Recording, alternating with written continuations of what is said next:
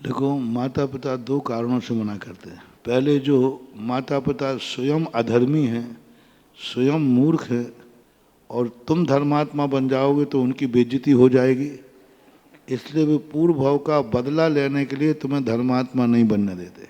क्योंकि उन्होंने सब संसार नहीं छोड़ पाए, बेटा छोड़ देगा तो उनकी बेइज्जती नहीं हो जाएगी। ये संसार ऐसा है कि एक ट्रेन में पूरा परिवार यात्रा कर रहा था। एक गुंडा आया, उसने कहा उठो जी, मैं बैठूंगा।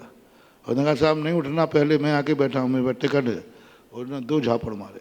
अब उसको अपने झापड़ का कोई ज़्यादा दुख नहीं था। सुनो बेटा, बहुत अच्छा उदाहरण दे रहा हूँ। ये दुख नहीं था, उसको था कि मैं अपने पत्नी के सामने पिट गया। अब घर में यदि मैं इसको डांटूंगा तो ये कहेगी यहाँ आंखें दिखा रहे।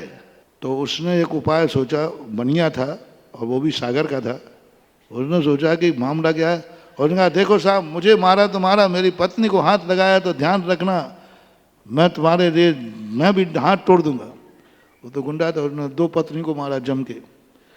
बोले ये तो अब ये आंखें दिखाई थी, कहीं यहाँ आंखें दिखा रही है। अब वो दोनों जने मिलके, दोनों ही सागर के ही थे, मियाँ बीवी। उन्होंने कहा कि अपन तो दोनों निपट जाएंगे। ये छोकरे कहेंगे मम्मी पापा। तो उन दोनों ने कहा देखो साहब, हम दोनों को मारा तो मारा, मेरे बेटे को हाथ लगा दिया तो खोपड़ी फोड़ दूंगा। उन्होंने 2-2 सब बेटों को दिए।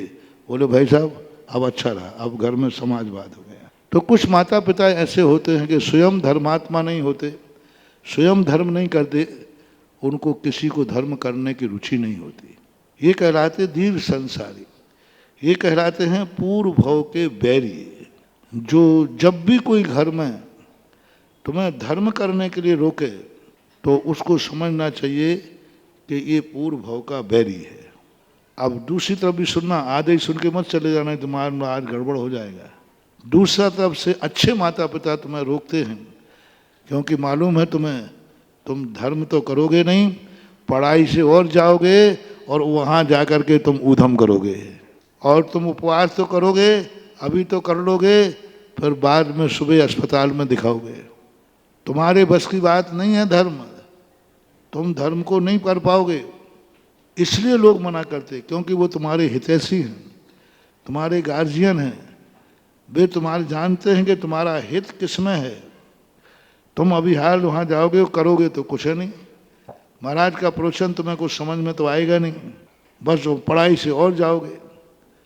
इसलिए यदि वो रोक रहे हैं तो वे माता पिता तुम्हारे हितैषी हैं, तुम्हारा हित की बात सोच रहे हैं।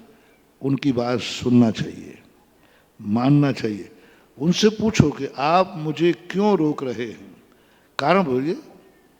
क्या मैं गलत करने जा रहा हूँ? नहीं। फिर वो कहेंगे हमें गलत करने नहीं जा रहे हो, लेकिन तुम गलत करके आओगे।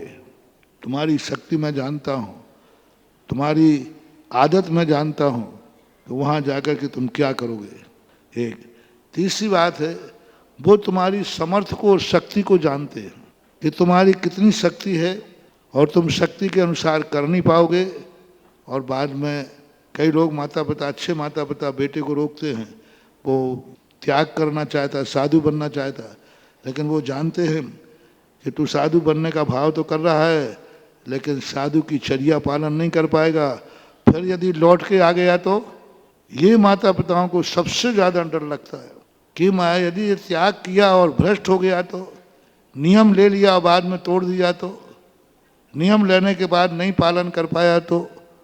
इस कारण से भी वो समझाते हैं।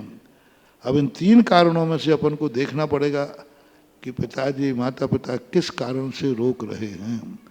मान लीजिए दान देना है तुम्हें, अब उनकी शक्ति ही नहीं है, कर्जा में है, तो वो कहेंगे बेटा अभी अपने पास शक्ति नहीं है, दान देना अच्छी चीज़ है लेकिन अभी नहीं दे पाएंगे।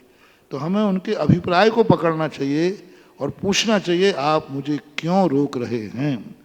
और अच्छा बेटा जो होता है वो कहे इसलिए रोक रहा हूँ कि तू पढ़ाई में फेल हो जाएगा, तो पापा लो मैं नियम लेता हूँ, क्लास में नंबर 1 पे आके रहूँगा, मुझे मंदिर जाने से मत रोको। तो फिर कहेंगे मुझे क्या आपत्ति, मुझे तो क्लास में फर्स्ट क्लास आना चाहिए। तो उनकी उम्मीदों को सफल करते हुए अपनी भावनाएं पूरी करना चाहिए।